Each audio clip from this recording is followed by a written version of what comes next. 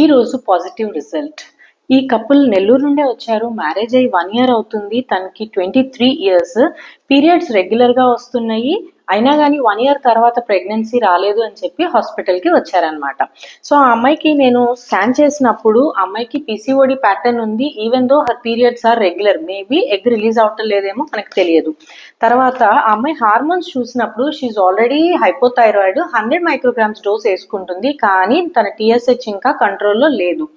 ఆ అబ్బాయి కౌంట్ బాగుంది, మొటిలిటీ బాగుంది, అన్నీ బాగున్నాయి. సో ఇక్కడ ఈ థైరాయిడ్ కంట్రోల్లో లేదు కాబట్టి దాన్ని డోస్ ఇంక్రీజ్ చేసి ఒక్క నెలకి ఎగ్ రిలీజ్ అవడానికి టాబ్లెట్ రాసి జస్ట్ 1 year మ్యారేజ్ అయ్యి అంత మిగతాదంతా బాగుంది కాబట్టి ఫాలిక్యులర్ స్టడీ కూడా అవసరం లేదు అని చెప్పి వాళ్ళకి టైమ్డ్ ఇంటర్ కోర్స్ ఎక్స్ప్లెయిన్ చేశాను.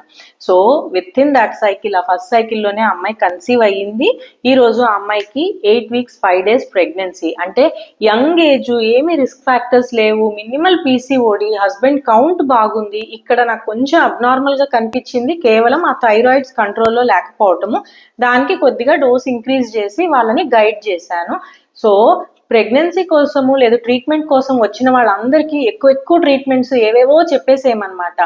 బేసిక్ ఇన్ఫర్టిలిటీ, బేసిక్ మెడికేషన్తోనే స్టార్ట్ చేస్తాము. చాలా మంది ఆ బేసిక్ ట్రీట్మెంట్తో కన్సీవ్ అవుతారు.